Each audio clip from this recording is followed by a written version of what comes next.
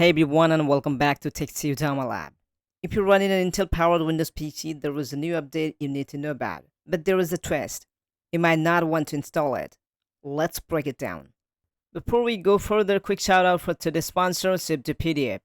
If you deal with PDFs regularly, whether it's school, work, or content creation, this is honestly one of the easiest tools I've used. Here is why I like it. It's super lightweight compared to bulky PDF editors. It lets you edit, convert, compress, and sign in PDFs in seconds. Clean interface, no learning curve, works perfectly on Windows systems. And the best part? It's way more affordable than the most premium PDF tools out there. You can check it out using the link in the description below. Alright, back to the update. So Intel has quietly released a brand new Wi-Fi and Bluetooth driver update for both Windows 10 and Windows 11 users. No big announcement, no flashy features, just a subtle update that could fix or break your system. The latest version is Intel Wireless Bluetooth driver for Windows 10 and Windows 11 24.30.1 and Intel Wireless Wi-Fi driver for Windows 10 and Windows 11 24.30.1. Both are available to download directly from the Intel's official website page.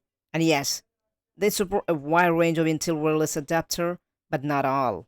So you'll definitely want to double check compatibility before installing. Now here is where things get interesting. This is what Intel calls functional update, which basically means improved Wi-Fi stability, better Bluetooth connectivity, minor performance enhancements.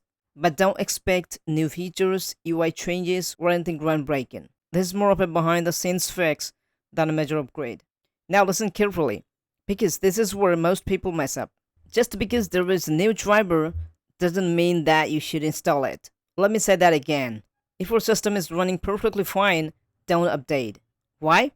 Because Windows systems drivers can sometimes introduce new bugs, break connectivity, cause random instability.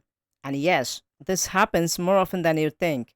You should consider installing this update if you're experiencing Wi-Fi drops or weak signals, Bluetooth disconnecting randomly, lag with wireless devices, general connectivity issues. In these cases, update could actually fix the problem. But if your PC is stable, fast, and everything's working normally, then honestly, skip this update.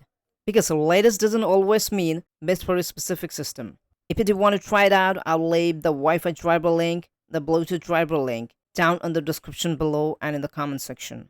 Make sure to check your adapter model. Confirm compatibility, download from the official source only.